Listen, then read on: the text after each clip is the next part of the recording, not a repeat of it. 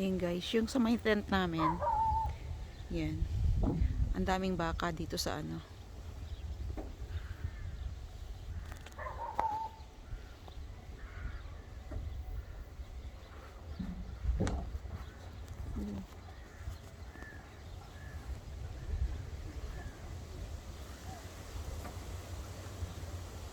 Daming baka. Maliliit ang mga baby pa.